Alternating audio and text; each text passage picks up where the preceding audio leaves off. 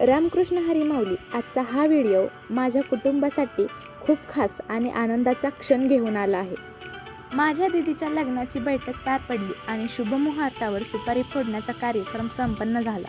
घरामध्ये आनंद, उत्साह आणि समाधानाचं वातावरण मला पाहायला मिळालं होतं.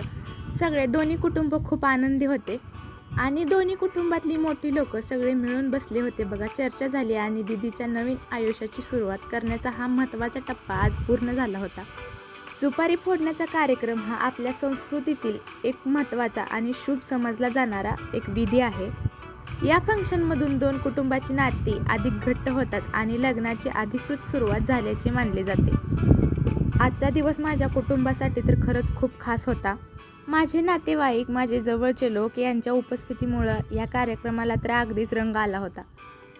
सुपारी फोडण्याच्या कार्यक्रमाच्या अगोदर सर्वांनी अगोदर देवाचं नामस्मरण केलं होतं आणि दीदीच्या भावी आयुष्यासाठी मनापासून शुभेच्छा दिल्या. दोन्ही कुटुंबांनी एकमेकांचे स्वागत केलं होतं. गप्पा, आनंद आणि प्रेमळ वातावरणामुळे संपूर्ण घर प्रसन्न झालं होतं. प्रत्येकजण या सुंदर क्षणाचा आनंद घेत होता बघा. दीदीच्या चेहऱ्यावर दिसणारा आनंद आणि थोडीशी लाज या दोन्ही गोष्टी मनापासून सगळ्यांनाच खूप छान वाटत होत्या. या बैठकीमध्ये तर लग्नाच्या पुढच्या तारखेबद्दल बोलणं चालू होतं आणि लग्नाची तारीख, कार्यक्रम आणि इतर अनेक गोष्टी ठरवल्या गेल्या बघा.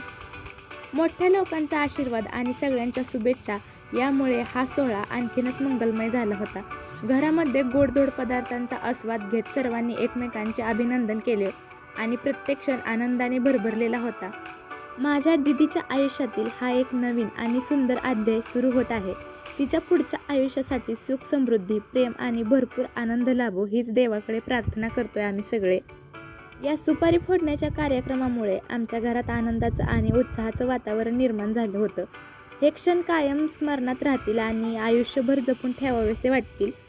आणि हे क्षण जपून ठेवण्यासाठीच मी हा व्हिडिओ बनवला आहे. सगळ्यांच्या चेहऱ्यावर किती हास्य आहे बघा. सगळेजण आनंदी तर आहेतच, पण आता दीदी जाणार ह्याचं पण दुःख सगळ्यांना आहे. आपल्या मुलीला आपण लहानपणापासून सांभाळलेलं असतं आणि नंतर तिला दुसऱ्यांच्या घरी पाठवताना एका आईवडिलांचं दुःख जे असतं ते असं शब्दात तर सांगताच येणार नाही. जो आजचा आमचा छोटासा सोहळा होता सुपारी फोडण्याचा, जे आमचं छोटंसं फंक्शन होतं ते मुलाकडे ठेवलं होतं आणि आम्ही सगळे मुलीकडचे आहोत आणि आम्ही त्यांच्या घरी गेलो होतो आणि छान पद्धतीनं त्यांनी आमचं स्वागत केलं होतं. पाहुणचार करण्यामध्ये त्यांनी कोणतीच कसर ठेवली नव्हती बघा. आणि लास्टला सगळं नीट झालं होतं. जेवण वगैरे पण त्यांनी बनवलं होतं आणि आमचं मोठं मामा आहेत बघा. आमच्या मोठ्या मामांनी सुपारी फोडली होती आणि आता आमच्या दीदीचं लग्न देखील फिक्स झालं आहे आणि तारीख पण धरायची आहे. आता सुपारी फोडणं म्हणजे निम्म तर लग्न झाल्यासारखंच असतं आणि आता तारीख जवळचीच धरायची आहे आणि या सगळ्या गोष्टींमुळे माझी फॅमिली खरंच खूप खुश आहे.